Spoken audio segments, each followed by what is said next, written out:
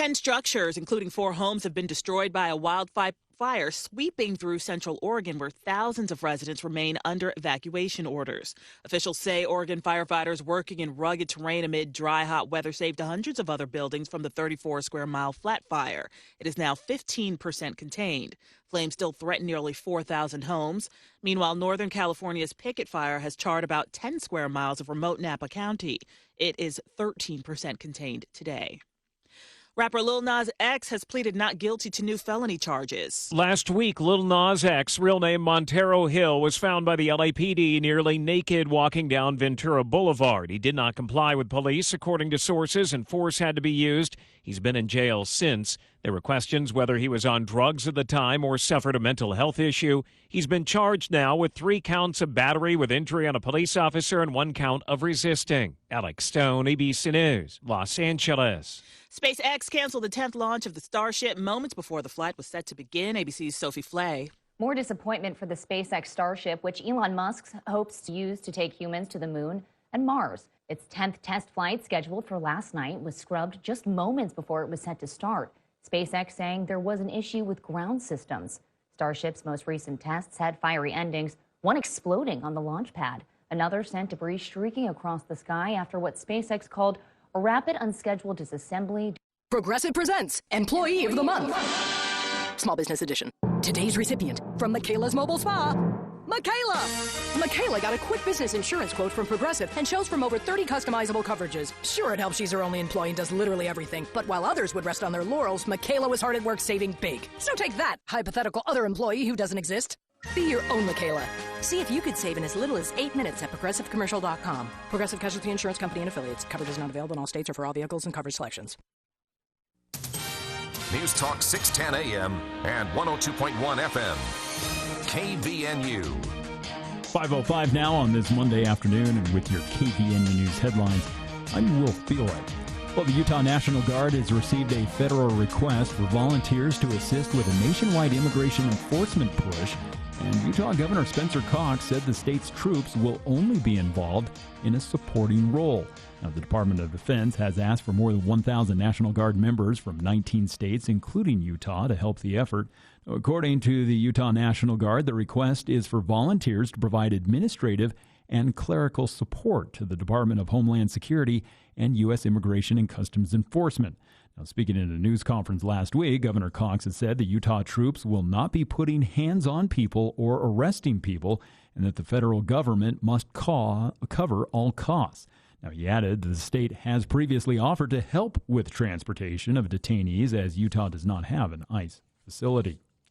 Well, a former Utah State University club president has been sentenced to 2 years in prison for stealing nearly $400,000 in federal and state funds during the COVID-19 pandemic. Mubarak Ukashat, a 38-year-old of Kaysville, was the president of the USU Muslim Student Club when he engaged in the fraud scheme, according to the U.S. Attorney's Office. Now, he pleaded guilty to failure to file currency reports in February. Ukashat fraudulently obtained approximately $333,900 in federal disaster loans and nearly $59,000 in state unemployment benefits. Now, authorities said he would use the names of 4 people to whom he had no connection with on loan applications. Now, he then used the funds for unauthorized personal expenses, including a GMC Yukon, electronics, and debt payments. Now, in addition to his prison sentence, Ukashat was also sentenced to 3 years of supervised release in order to pay back the full amount of $392,827. And with much of Utah experiencing severe to extreme drought conditions, a new forecast from the Utah Climate Center is predicting another hot and dry fall that will likely prolong the start of the snow accumulation season. Now, according to Assistant State Climatologist John Meyer, he said the long-range models don't paint a pretty picture for the upcoming winter. Now, he said the forecasts are showing a near clone of last year's season, which produced a slightly below-average snowpack for northern Utah and a dismal outlook for the central and southern parts of the state. Now, the forecast is influenced by a weak La Nina weather pattern, which is tending to push the jet stream and the flow of storms north of us, which have left southern Utah and central Utah drier, while a monsoon flow is expected to bring some short-term rain to the state. Now, Meyer also noted, though, that the rain is helpful and is going to help add to the soil moisture. Well, we hope to see some rain coming for tonight into tomorrow, as that chance of precipitation didn't really amount to much here at the Radio Ranch today, but tomorrow we'll see about an 80% chance of precipitation. That's going to continue through Wednesday, then start to decrease Thursday and into Friday. Temperatures also will be cooler from this storm through the rest of the week. We're going to stay in the low 80s and overnight temperatures right around the mid-50s. And weather this hour brought to you by Edson Builders. They teamed up with Innovative Home Finishes to give you a better building experience. Give them a call at 232-2680. And I'm Will Feelright with your KVNU News headlines. For over a decade, Roof Rescue has been safeguarding your homes with the finest roofing solutions. We understand the value of your time. That's why we're committed to replacing most roofs in just one day. With award-winning service, 100% guaranteed workmanship, and the best warranties in the industry, your watertight peace of mind is guaranteed. Call us today at 435-999-4268 or visit roofrescueusa.com and ask for the $250 off any roof replacement. Financing available? That's roofrescueusa.com. Help us recognize the champions in our communities. Submit your nominations by visiting kvnutalk.com. The Above and Beyond Salute, sponsored by Firehouse Subs. This is Cache County Fire District Chief Brady George. Due to ongoing fire dangers, fire restriction orders have been increased to Stage 2 restrictions. These include the following acts. Building, maintaining, attending, or using fire or campfire is prohibited, including charcoal grills, pellet grills, or ash-producing fuels. All other restrictions remain in place, including no smoking except within an enclosed vehicle, trailer, or building, a developed recreation site, or while stopped in an area that is paved or free from dry vegetation. No cutting, welding, or grinding metal in areas of dry vegetation. No operating a motorcycle, chainsaw, ATV, or other small internal combustion engine without an approved and working spark arrestor. No discharging or using fireworks, tracer ammunition, or other pyrotechnic devices, including exploding targets. Cache County Fire District urges all residents and visitors to use caution during outdoor activities. Preventing wildfires and protecting the beauty of Cache County is a shared responsibility.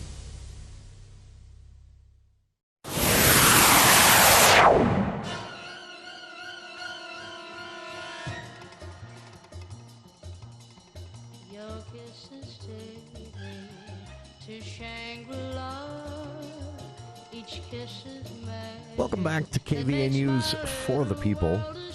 Hour 2 of today's show. Still 80 degrees here at the Radio Ranch at 5:10 in the afternoon. I joked with Will as he was walking out of the studio. I was walking in before the show today that it's pretty sad that when a forecast of low 80s is kind of sounds refreshing, right? That's how just consistently warm and hot it's been. And wow, the humidity over the weekend. Did everybody enjoy that? That was fun, huh? There was a brief moment around 9, maybe 9:30, 10 o'clock Saturday evening when that humidity really just hit and combined with the temperatures that were still kind of high at that time. It was just nasty there for a few minutes Saturday evening, and it happened again last night. But not a lot of moisture other than that humidity, which is a good. I mean, it's good as far as the wildfire risk, but it really unpleasant when it happens. It really felt like being in Washington D.C. this time of year, where they get roughly the same temperatures as us, but 40% humidity on a daily basis. And it's unpleasant. You're wet 24/7. Not really sweating, just wet. Don't care for it. I like my dry heat a lot better. But speaking of dry heat, despite the humidity, wildfire risk remains high. You heard the PSA that we've been agreed to run for Cache County fire officials. Take that seriously. It is dry. Over the last week, I've heard stories from credible sources. These weren't just things I overheard walking through a gas station. No, these were people who told me they personally experienced this and have no reason to make it up. But I heard of a field fire that was sparked by grinding rebar, and the fire erupted in this dry grass field about 25 feet from where someone was grinding rebar in an asphalt parking lot, thinking, which I understand. There's nothing that can burn on in an asphalt parking lot, right? You're safe. But there was just enough of a breeze, I guess, that grass field sparked. They were able to put it out themselves, thankfully, with a hose. But that was just last week. And that was just here in downtown Logan where that took place. I also heard a story of a group of people traveling through Logan Canyon, and they saw a dragging trailer chain and followed the vehicle through they were following the vehicle through the canyon. They were able to signal and flash their lights enough to finally get the driver to pull over. And when the driver pulled over into the basically the turnoff to Beaver Mountain, that dragging trailer chain sparked a fire. They were able to put it out quickly just by kicking dirt over it. But I mean, those are just two stories I was told, again, by credible sources who witnessed them, that happened just last week. So it is pretty dry out there. And also those trailer chains I know it's tough to gauge. Sometimes you want to leave them slack so that they don't bind up on you or even snap turning a corner, or worse. I've seen this happen, kind of rip the bottom of your hitch off. That's ugly when that happens. Bend it right in half. I get it. You don't want them, you want them hanging slack, but just make sure that they aren't hanging enough that as your vehicle, changes, dipping up and down on the roadway and things like that, or even turning a corner, that those chains aren't going to drag, because they hit the gravel in the road surface, and they throw some sparks. But again, it had heated enough. And it was dragging low enough that when the driver turned off, thinking that the driver behind him was signaling the person who told me the story because of some kind of an emergency on his vehicle, that chain sparked a grass fire as he pulled into that little parking area and drove over some grass. So, yeah, they were able to kick dirt on it and get it out. But those are just two stories from last week. So take those no fires, no... if you're a smoker, no flipping cigarette butts out. I mean, you shouldn't be doing that anyway because they're toxic and they take about 50 years to biodegrade. But definitely not now. Don't be flipping those out the window as you drive around. Whether you're down here in the valley or headed through the canyon to Bear Lake or something. Watch those trailer chains. If you're grinding, welding, things like that, really take a close look at your surroundings. Like I say, one story again just from last week, someone cutting rebar with a grinding disc, threw enough of a spark that 25 feet away, the grass field 25 feet away from where this happened was on fire. They had to grab a hose and put that out. So, yeah, just be careful. The humidity aside, it is still dry out there, and there's still a lot of fuel. A lot. So, all right, it's been kind of fun for me today. I've mentioned this before. I don't use Twitter, X. I don't know. It's always going to be. I'm sorry, Elon. X is just a dumb name. It's Twitter. Twitter is. I don't use Twitter the way it's designed to be used. It's designed to be used as an interactive social media tool where you can comment on and reply to each other. And originally you had to do this in 240 characters, which that was originally what drew me to Twitter. I just thought that was kind of unique, and it challenged you to actually be a better writer or to think more concisely. Now you can write a book, and I think that's also kind of a foolish change Elon made. But because how is it different now than like a blog or a website? Well, I guess it's easier to set up. You just create an account. I use it as a news aggregating service. I don't really interact. I rarely reply or share or like anything. I literally just use it to follow journalists, mostly in Western states, but some even international. I've followed a lot of journalists reporting from Palestine and Israel recently. So I use it as a news aggregation service. It's a great way to just, have this app you can open and you just see the latest in chronological order if you have it set up that way. You can even bypass the algorithm. Elon hasn't changed that yet, thankfully, and just see the latest stories that are being shared that journalists are reporting or writing or talking about. It's a great way to get the news, and I recommend only using Twitter that way because I've seen the other side where it's used as a social media interactive tool, and it's pretty ugly. That said, I've had the best time today watching Utah journalists and rising frustration at Judge Diana Gibson. Why is all this happening? Why are you maybe hearing some chatter about this? A ruling was expected, and the conventional wisdom was this would come sometime this morning. It has not yet. But the judge has indicated via email that her ruling would come today. That was sent to involved parties in a lawsuit last Friday. So the official announcement on this, the status conference they call it, will not take place until this Friday, August 29th at 10 a.m. But the judge had indicated to all the parties involved in this lawsuit that she would announce a ruling today. It hasn't come yet. Journalists are glued to the interwebs and the court documents online to be the first to be able to report this. What is the lawsuit all about? Why does everyone care? It's a lawsuit that, depending on how the judge rules, could upend Utah's gerrymandered congressional districts. And I say gerrymandered congressional districts because, I'm sorry, regardless of how you feel about gerrymandering, with it in the news involving Texas seeing an opportunity to get 5 more Republican seats into the House ahead of the midterm elections next year, and California responding to that by saying, all right, Texas, if you do that, we're going to do the same, but in reverse. We're going to get 6 more Democrats in the House. And then you had North Carolina say, well, if California does that, we're going to get 2 more Republicans in the House. And then even Maryland today weighing in saying, well, we can write 1 Republican out of our state with if we're just going to be gerrymandered, if the rules don't apply anymore, if we don't have to wait every 10 years to do this, we'll just gerrymander now with a partisan goal in mind. It's an ugly thing to see happening, and Texas Republicans, I'm sorry, are at fault here. This should not be happening. I get where the parties are coming from, though, both sides. If it's going to just be a free-for-all, everyone's got to play by the same rules.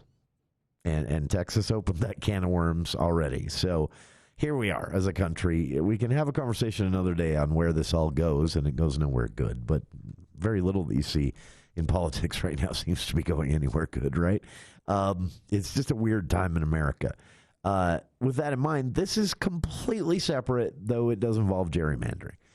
This is actually a lawsuit that was mounted 2 years ago, before any of this Texas stuff came up, that challenged the congressional districts drawn by the Utah legislature during the last legal redistricting cycle, which was in 2020.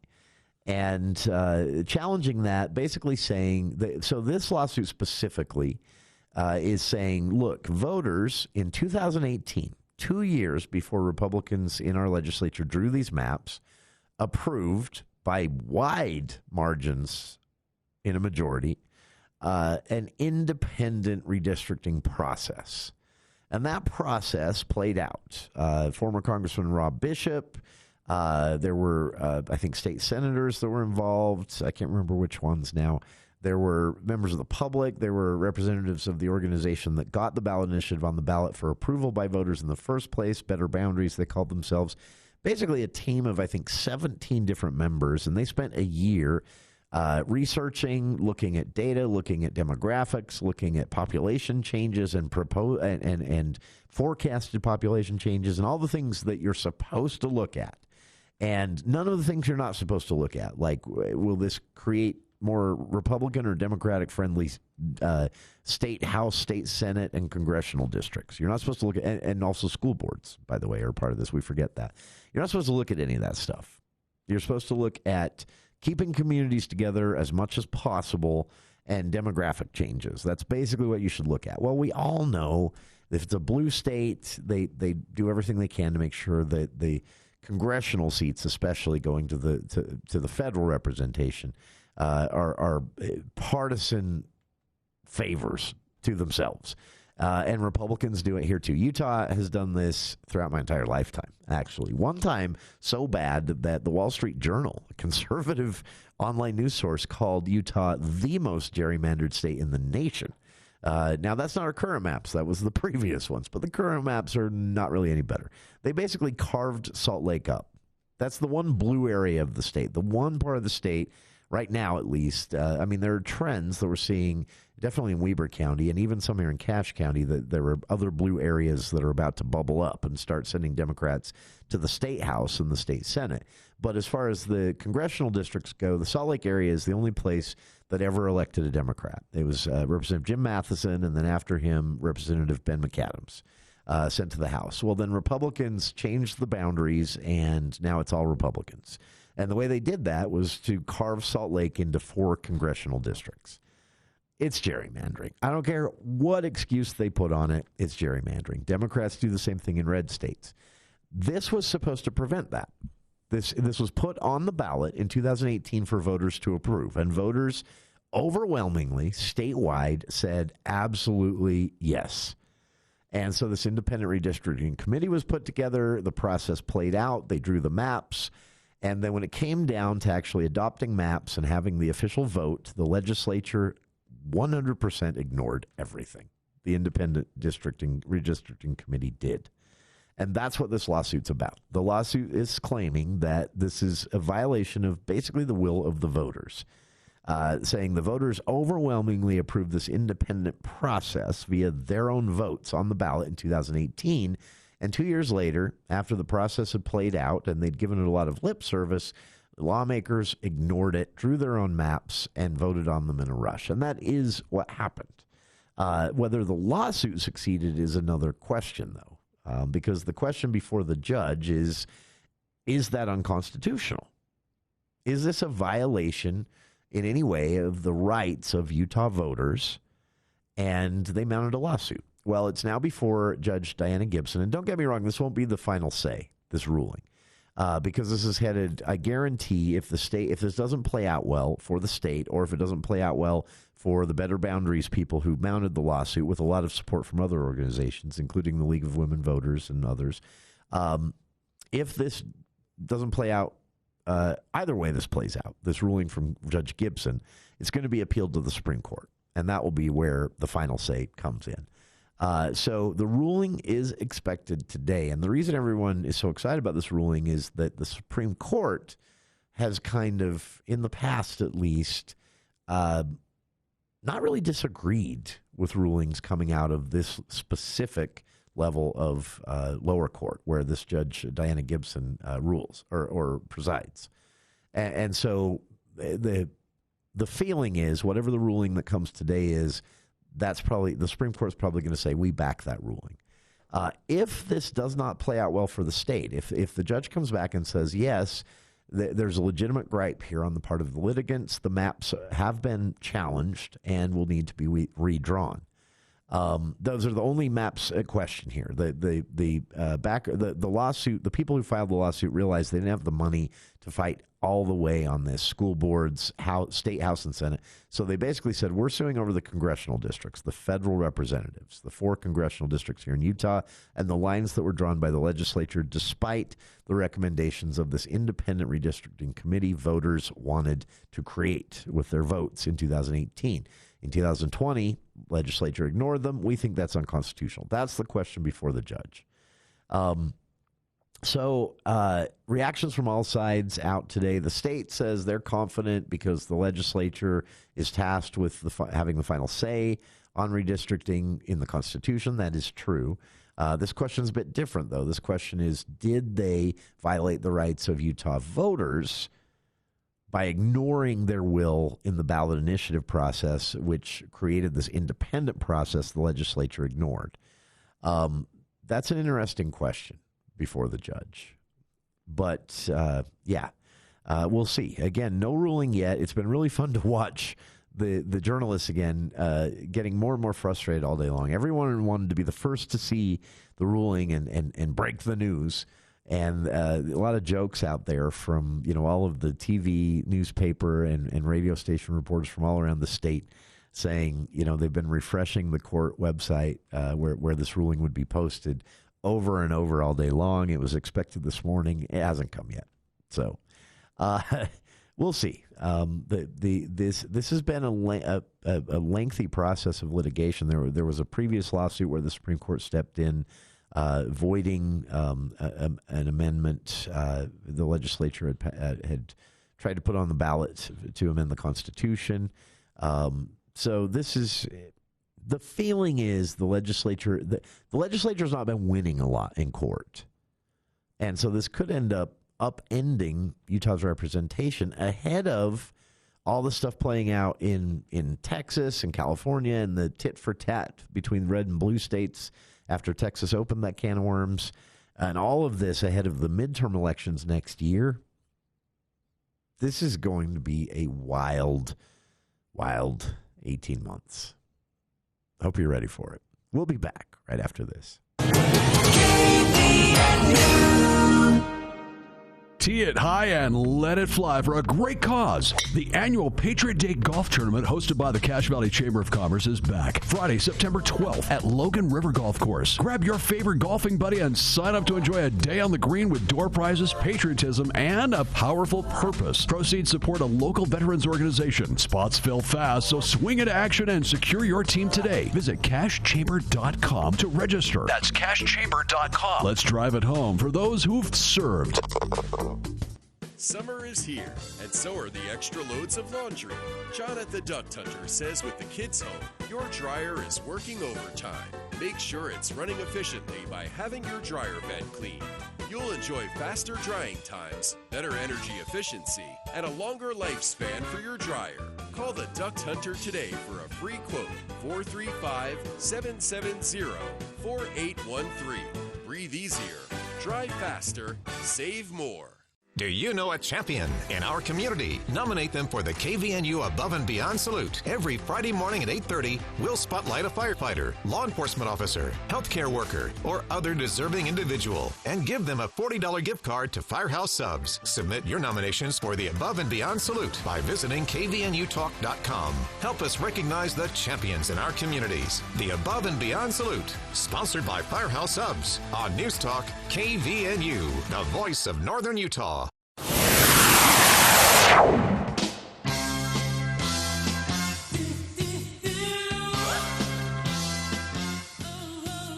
Some not so great news today from the Utah Office of Homeless Services. They release an annual dashboard. The data was released last Wednesday and then confirmed today by the state in the form of a couple of different state agencies and a couple of lawmakers saying, look, yeah, we saw the data last Wednesday when the dashboard was made public. We're concerned. Basically, what the data show and what has now been processed and confirmed by the legislature's own committee headed up right now by former Senate President Wayne Niederhauser to combat homelessness in Utah. I mean, short version, what we've been doing isn't working. Utah saw an 18% rise in homelessness so far in 2025.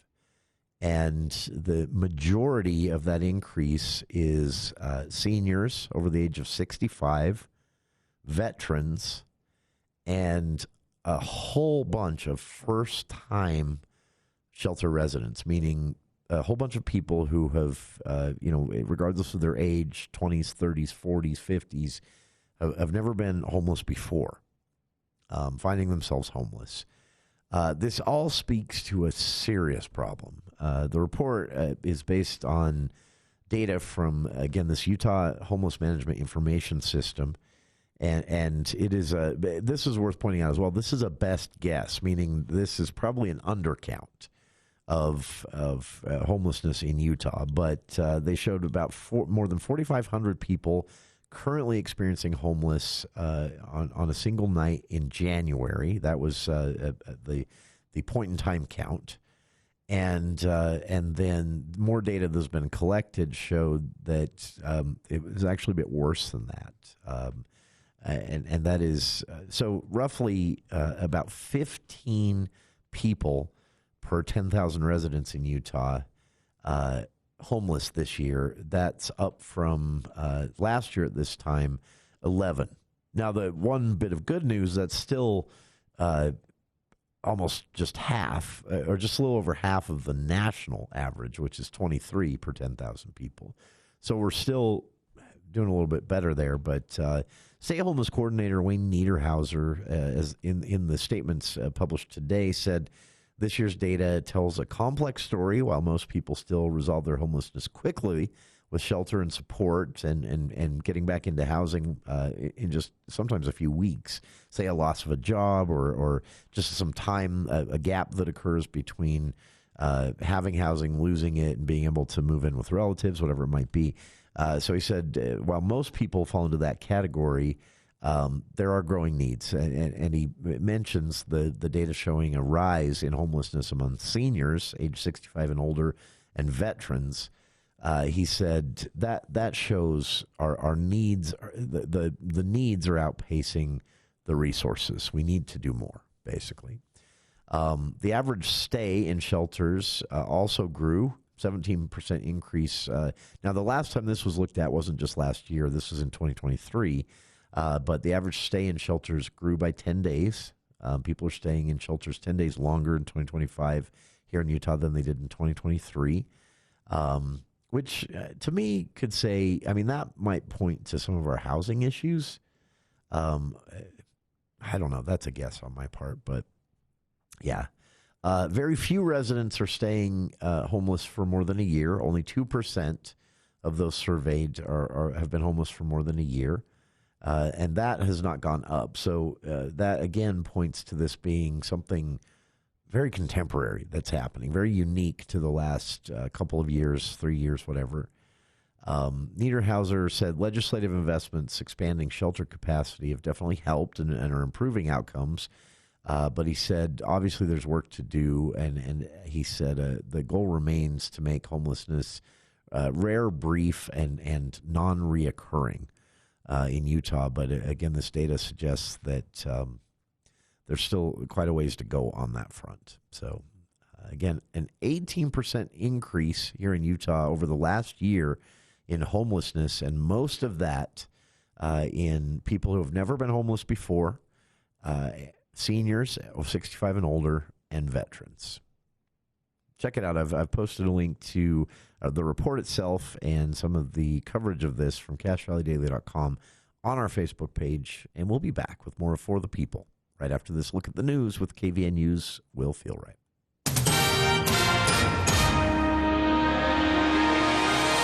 Well, thank you, Jason. The actor who was famous for playing a motorcycle police officer on the television show Chips is paying tribute to a fallen Utah officer who shared his name. Eric Estrada, who starred as Officer Frank Poncherello in the 1977 to 1983 run of the TV show, posted a message on social media. Now, in the post, Estrada said that Officer Eric Estrada of Logan lived the role and courage and sacrifice and was considered to be a real hero. Now, the actor also acknowledged Sergeant Lee Sorensen and Deputy Mike Allred and his K-9 Azula, who were also shot in the incident. Now, Officer Eric Estrada and Sergeant Lee Sorensen were killed while responding to the domestic disturbance call last Sunday night in Tremonton. Now, a GoFundMe page has been established to support the families of the fallen officers. Their funerals are scheduled for later this week.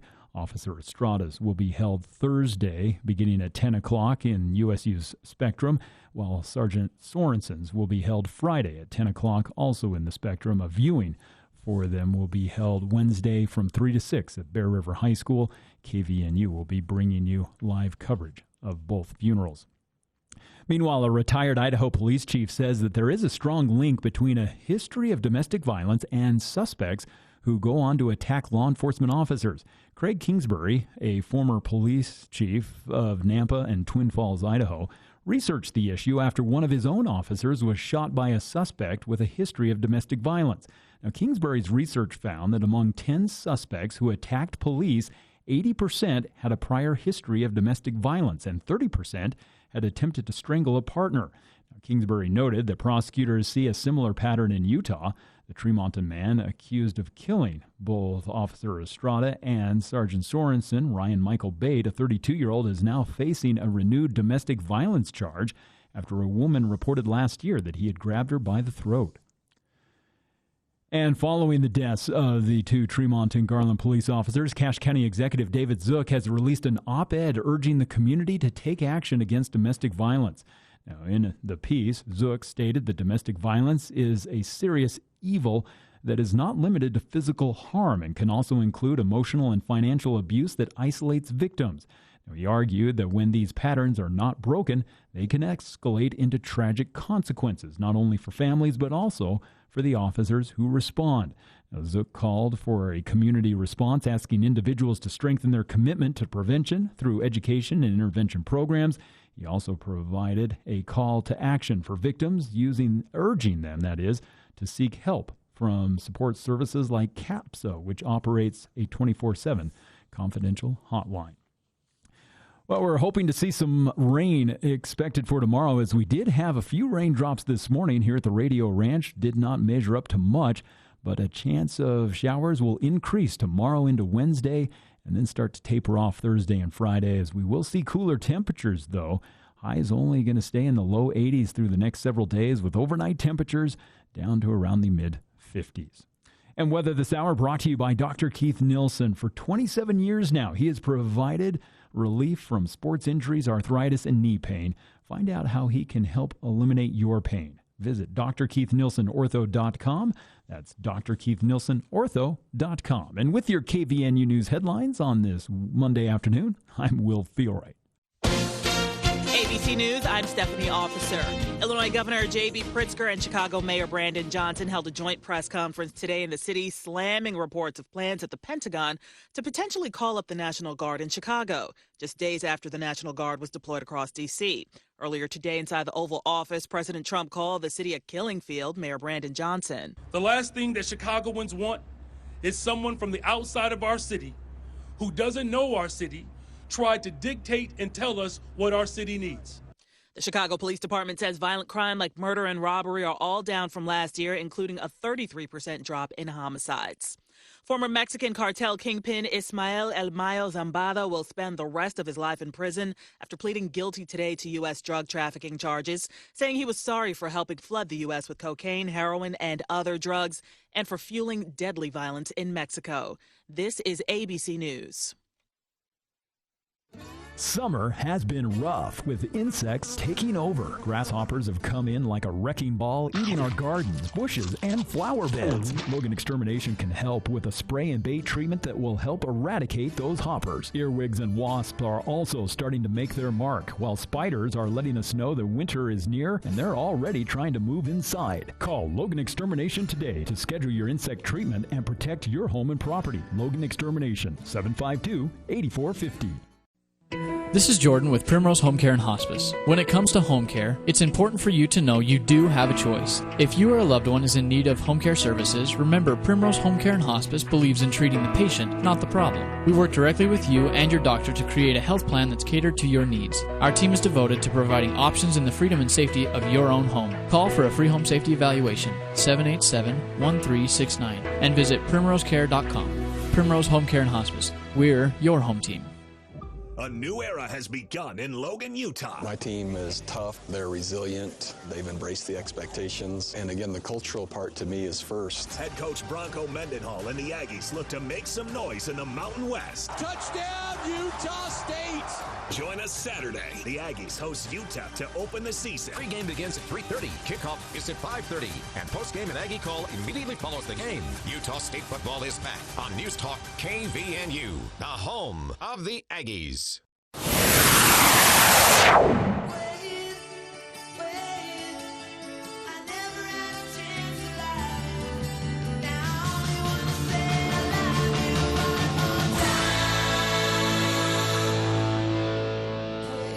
Welcome back to KVNU's For the People.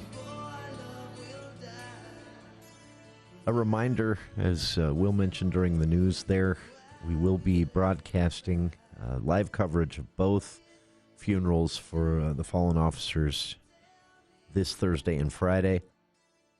Funeral plans were released over the weekend. Public viewing for Sergeant Lee Sorensen and Officer Eric Estrada planned for Wednesday evening, 3 to 7 p.m. at the Bear River High School in Garland. And then Thursday morning, 10 a.m. at the Spectrum here in Logan, the D.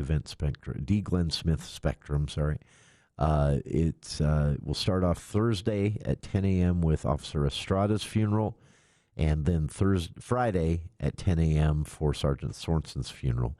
And parking is expected to be a nightmare. I was told by Will and our news team that even the state is trying to get word out on this, just begging people to carpool, recognizing that parking and traffic could be a public safety issue in its own way. We don't want that. So if you are going up to the funerals or one or the other or both, Thursday and Friday at the Spectrum at 10 a.m., carpool. Get as many people going in one car as possible.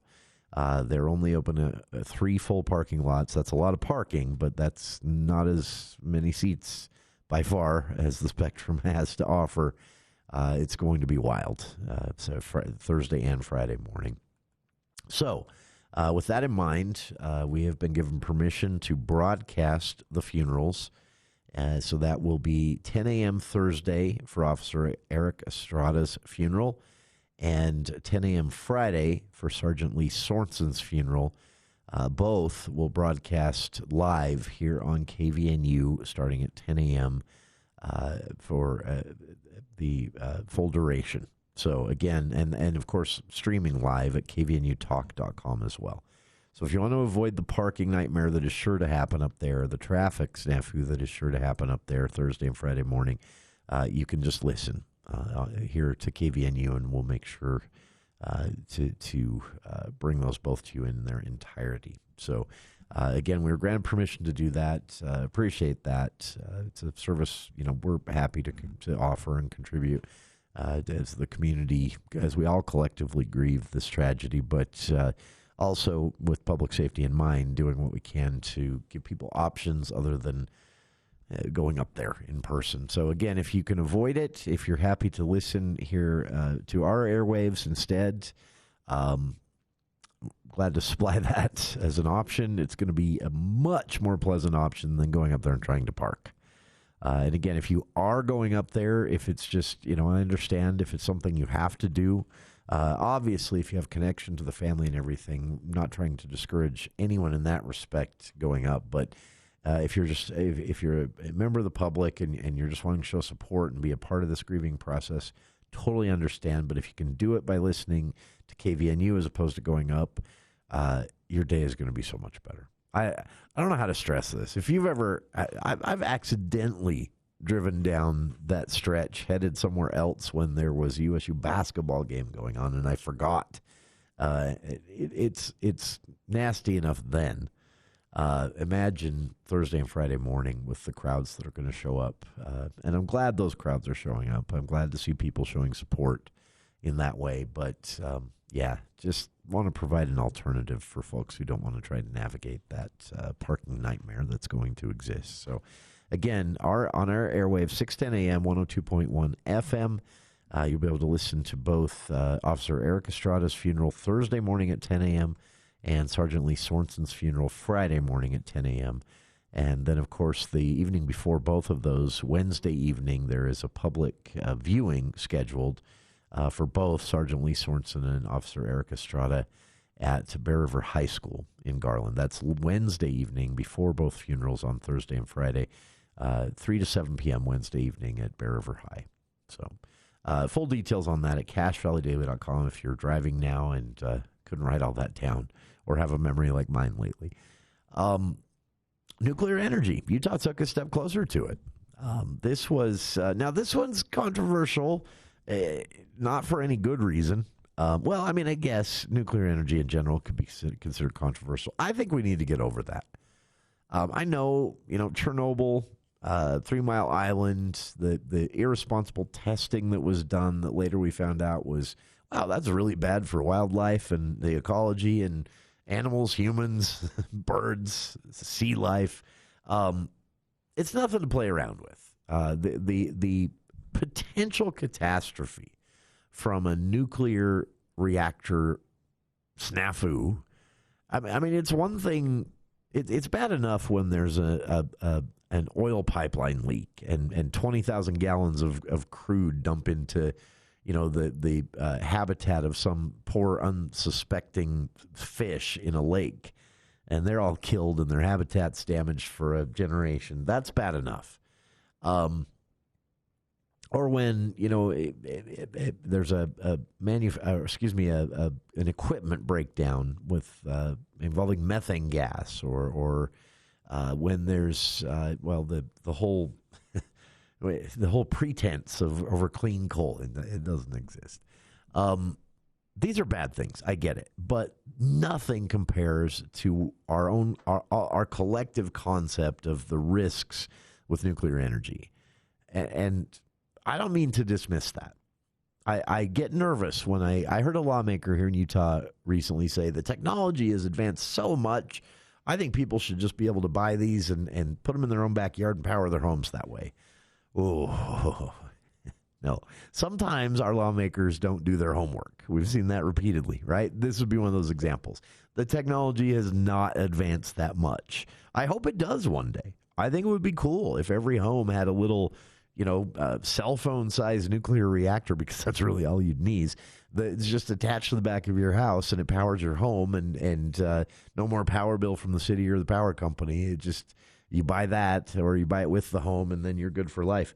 I think that would be really cool. And one day, maybe not in our lifetime, maybe, the technology will get there. It's not there now. But I think we need to kind of get over some of our reluctance, because the technology has advanced a lot. And I'm excited to see Utah go in this direction. What we found out today is the Utah Office of Energy Development and a land development company, because obviously you got to put it somewhere, called Flagship Companies. And here's the controversy: Bill Gates. Bill Gates has become this target of the far right in America. I don't really know why.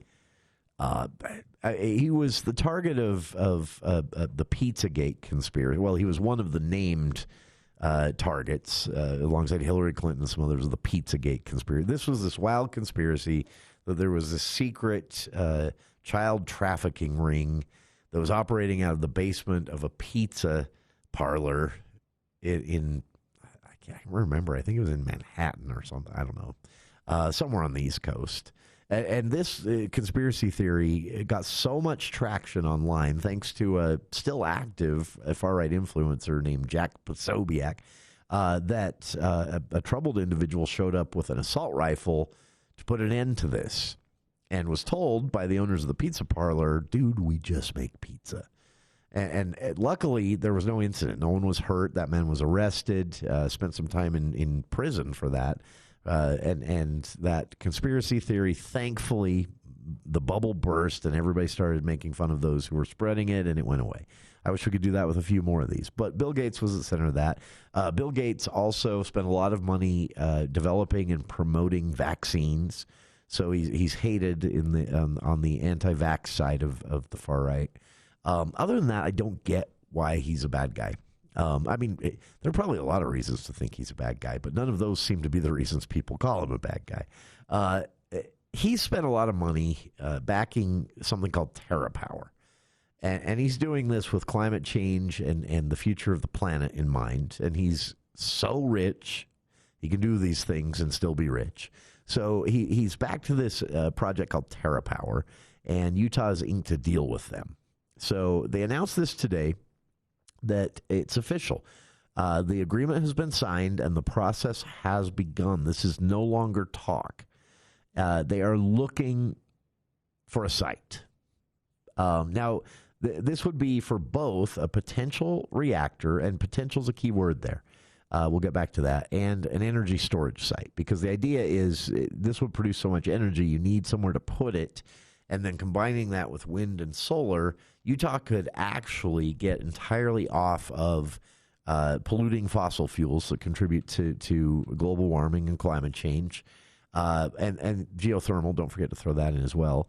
And then, well, a couple of things would be hoped for at that point, and there's significant reason to believe these would probably manifest. But power bills would go way down. the reliability, the number of outages or brownouts will go way down. We don't really have a huge problem with those in Utah, not like Northern California or the entire state of Texas, which I swear if there's like a 25-mile-an-hour breeze in Texas, their grid goes down. And they should be worried about that, not midterm rewriting their congressional boundaries to get more Republicans in the House. You need to look at your grid, Governor Abbott. A stiff breeze knocks that thing out. Figure out why. We don't have that problem here in Utah. Pretty reliable power. This is mainly an effort to get us away from the dirtier, polluting fuels. And that's why I say that if you are concerned about climate change and you're not someone who is trying to promote and push for nuclear energy, you're doing it wrong. I don't think there's any way we get away from some of these dirty fuels that pollute the air when they're burned or even mined or processed. Methane from natural gas, that process isn't great. It's cleaner than coal, but not great. If you want to get away from those things, you can't. I don't think you can do it without nuclear energy. So I'm happy to see the state go down this road. But now back to one thing that I mentioned there in the statement that was released today when the state announced that they'd signed this agreement. Now, this is just a memorandum of understanding. This isn't some contract that taxpayers are going to be on the hook for or anything. Basically, the state has signed a memorandum of understanding with Bill Gates' TerraPower and a land development company called Flagship Companies to say we have this understanding that the three of us are going to put our heads together and we're going to find the site where a potential reactor would go. Now, here's where taxpayers are put at risk a little bit. All of this is dependent on there actually being a reactor. Now, Bill Gates' TerraPower has been working on something they call natrium technology. It uses basically melted sodium to cool the reactor instead of water, which makes it much more possible here in Utah. That's the big holdup here in Utah, where you put it with water. At one point, people wanted to put it on the Green River, not enough water. They wanted to put it in the Colorado River, way not enough water. This is actually waterless. Well, I'm sure some water's involved, employees washing their hands in the bathroom and stuff, but the process of developing energy from the nuclear reaction uses no water. They use molten sodium. And it's a lot safer, obviously, and a lot more efficient, but it's still basically something that's considered in development. The company broke ground on the first ever natrium plant outside of Kemmerer, Wyoming last year. You might remember that. And they believe if things continue on pace, they'll actually be producing electricity out of that reactor by 2030. So Utah's got some time here to do this, 5 years at least. And they're working with Rocky Mountain Power on this as well. TerraPower is saying they'll bring its next reactor online very, very soon. And the governor is making this part of his Operation Gigawatt push. So this is the first time that on paper it's been official. And potential locations, well, some of the places they've already hinted at, somewhere in Emery County. The Utah San Rafael Energy Lab is currently hosting, they're actually working on a molten salt technologies in a different process with a different company. And so that creates a little bit of a race of who gets there first. And TerraPower's role in all of this is to evaluate the site characteristics to see if it's a safe place and to look at all of the potentials. What would happen if there is a reactor breakdown? What would happen if there is some sort of catastrophe? It's going to be interesting to see. But again, it is official. The state announced today they have signed the Memorandum of Understanding with the Land Development Company and TerraPower, and Utah is on its way to nuclear energy. Check it out. I've posted a link to the full Salt Lake Tribune story on our Facebook page, and we'll be back right after this. News Talk 610 AM, 102.1 FM, KVNU. A Disney cruise is no ordinary vacation. It's an adventure, a fairy tale, a dream. Step aboard and discover where favorite Disney characters meet fun for the whole family, where total rest and relaxation meet the ultimate escape and excitement, where a dream vacation meets a magical cruise. Only on Disney Cruise Line. where magic meets the sea. Contact Morris Columbus Travel to book your Disney Cruise Line vacation at morriscolumbus.com. Oh, we live in a great area. Are you just back from a camping trip? Don't take your sleeping bags to the dry cleaner. Come to Mount Logan Laundry. For just a few quarters, our 55 or 80-pound washers and 80-pound dryers will have those bags clean for your next trip. Mount Logan Laundry has free Wi-Fi and drop-off service, plus they're open until midnight. Mount Logan Laundry really is the cleanest spot in town. Find them at 5th East and 9th North in Logan or in Brigham City on the corner of 1st East and 7th South. Mount Logan Laundry. I'm Ed Horrell, author of The Kindness Revolution. I've got a little suggestion for you this week. Take a moment to visit a classroom somewhere. If it takes going to an open house at a school, a PTA meeting, or simply making an appointment to meet with your child's teacher, do it. And while you're there, make it a point to say thank you to as many of the faculty and staff that are supporting the futures of these kids. To learn more, check us out at thekindnessrevolution.net. Hi, this is Gordon Deal. Tuesday on This Morning, America's First News. In another break from conservative orthodoxy, President Trump is pressuring states led by Republicans. We'll have the latest. Also, a new report suggests that marketers start paying more attention to the purchasing power of Gen Xers. Here are the reasons why. And how the likes of ChatGPT can be your new best friend at the office. Tuesday on This Morning, America's First News. From 4 to 6 on News Talk KVNU, 610 AM and 102 FM.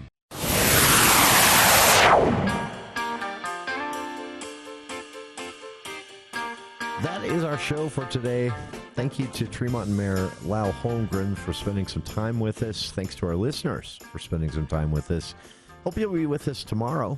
We'll start things off tomorrow with a study publishing tomorrow morning. You'll hear it here first. Communication professors around the state decided to do a survey on the effects of House Bill 261, the bill that made diversity initiatives on campus a dirty word.